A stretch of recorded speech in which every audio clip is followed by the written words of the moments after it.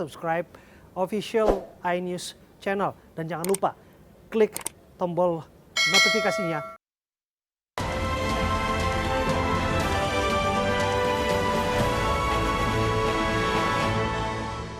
Pemirsa, video seorang wanita berbaju pengantin adat Jawa naik motor viral di media sosial.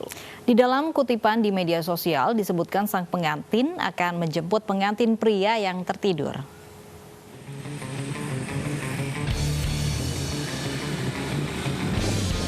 Loh, Mbak, mau kemana? Pakai gaun pengantin lengkap, kok malah naik motor? Ini loh video yang viral di media sosial terkait pengantin wanita menunggang motor untuk menjemput sang pasangan yang diklaim tertidur.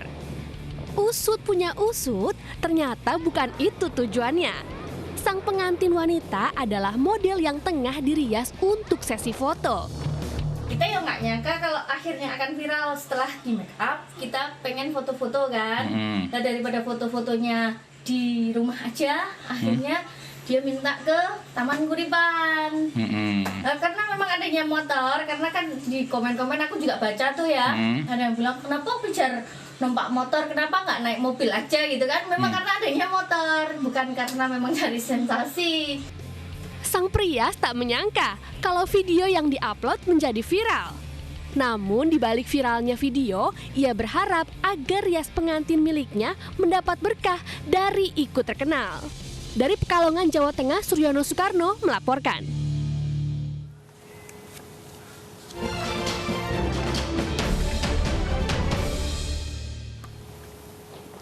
Pemerintah akan memperluas kriteria pemberian insentif diskon PPNBM bagi mobil baru. Ya, sebelumnya diskon hanya diberikan untuk mobil di bawah 1.500 cc.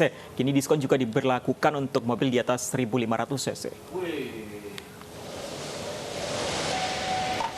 Rencana perluasan diskon pajak penjualan atas barang mewah atau PPNBM mobil dibahas dalam rapat kerja Menteri Keuangan dengan Komisi 11 DPR RI. Rencananya, pemberian diskon pajak tidak hanya untuk mobil di bawah kapasitas 1.500 cc, namun akan diperluas untuk mobil di atas 1.500 hingga 2.500 cc. Pembebasan PPNBM akan mengacu pada tingkat komponen dalam negeri atau TKDN dengan minimal 70% di dalam mobil. Penerapan diskon pajak ini diharapkan dapat memacu pemulihan daya beli masyarakat serta pemulihan industri otomotif.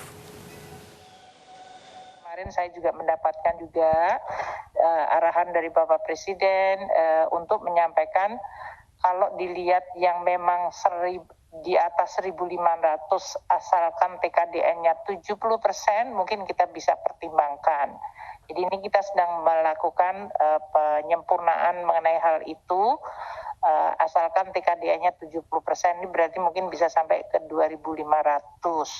Pemirsa, dampak pandemi COVID-19 dirasakan para perajin tas noken di Kabupaten Deyai, Papua. Omset penjualan mereka berkurang karena menurunnya daya beli masyarakat. Omset penjualan tas noken para pengrajin di Kabupaten Deyai, Papua menurun akibat pandemi COVID-19.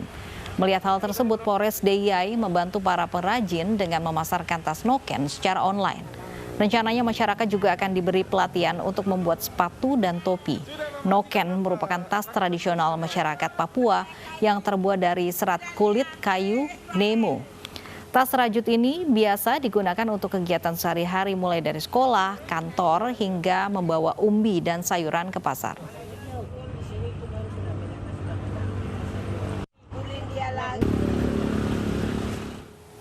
Menparekraf Sandiaga Salahuddin Uno mengajak masyarakat untuk berbelanja produk-produk lokal dalam menunjang industri kreatif tanah air. Hal ini disampaikan Sandi saat berbelanja di tengah agenda kunjungan kerja di Sulawesi Utara.